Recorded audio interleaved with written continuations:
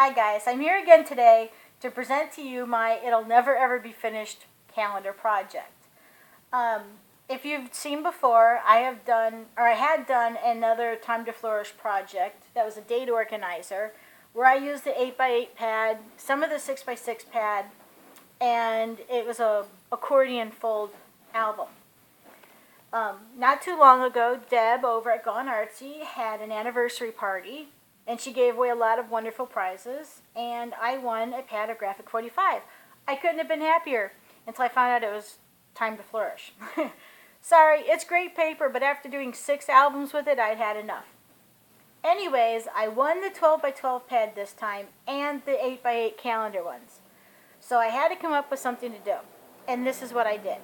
I made a calendar that is dry erase, will hold folders, and can be used year after year after year and put your family pictures in to remind you of the dates. Okay? Basically, all 12 pages follow the same recipe. So it's really easy once you get going. Okay?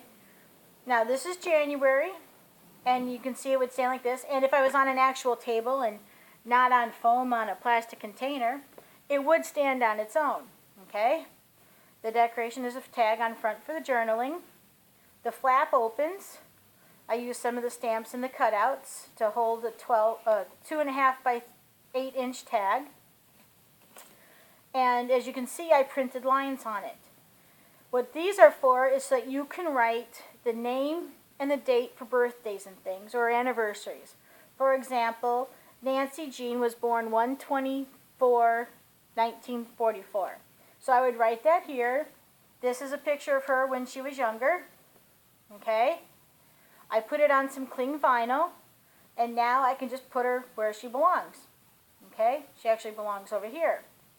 Now, when the year changes, the dates would change. You would just erase them and move her over to wherever she's going to be. Okay? The back of the tag is just decorated, and I've already sent in some more pictures of her when she was little to be reproduced. And I'm going to put a couple pictures of her and my grandfather, because his birthday was in January, and my husband as well. And I'll put their pictures in here, and then I'll laminate this so that while I'm doing the dry erase and changing the dates, etc., I can just, hang on, to get this guy off. Oh, he's not going to want to come off. Here it goes. Stick him here to hold him, right? Clean it, change the dates, look on the back to make sure, or on the front to make sure I've got him right, and put him where he belongs. See? Pretty easy. Just slide this back in here, and it's ready to go. Now the back side of the pages, if you can see here, I have a nice big pocket, lots of room. This is an 8x8 tag with a layout. The pictures, I have the corners punched so that I can put a picture in here, say we have a big New Year's Eve party or something, and then each year I can change it out. The other side also, corners are punched, and the envelope is up. And I have these heavy-duty envelopes, I'm going to tell you this down in a sec, that I got as well from Deb at the anniversary party, that open up so I can stick like memorabilia from the year in here. Okay? Stick it back in the back of the pocket, and you're ready for February. Ta-da! See?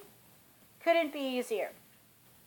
A couple of things about this album that are a little bit different is, as you notice, I didn't construct it out of cardstock and then decorate it. I actually used the 12x12 for the construction. G45 puts out a nice thick quality paper, and you can do this. This way I got to use both sides of the sheet of paper and the cutouts individually. I didn't have to choose or get a second pad so that I could use both sides of this. Okay? See, February, the envelope, the pattern repeats. Because all of the cut parts are basically the same but set up for each month, it was really easy to come up with one recipe and just reuse it over and over. Now, you don't have to do it that way. You can decorate each page completely different. That's entirely up to you. One other thing about this page that I thought was, or idea was pretty neat, is you can actually do 3D, here, I don't know if you can see that, you know, like card candy, put them on the cling vinyl, and they will stick. You can get the cling vinyl in colors.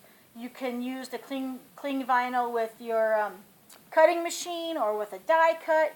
I used a punch, and then I just did the 3D embellishment off of my cutting machine, but it stays in there. Okay? And then we get to the back.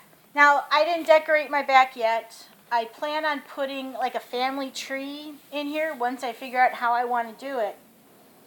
And one reason I didn't get them done is because G45 didn't give us a cover sheet with this paper. So I'm kind of taking my time. I still have lots of things to add in here, pictures, a lot more items to be stuck with the cling vinyl so that they go on the laminate. I did use key ring binding on this, which I almost never do, because it will allow you to actually set it up on your table. Of course, again, if I had a real table, it would stand up better. And you can display each month, roll it over to the back, and then display the next one. Okay? It folds flat.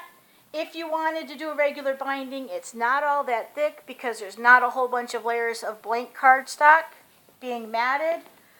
And it was a super easy project. If you have any questions or comments, I'd love to hear them. Just leave them down in the comments below. And thanks for checking in.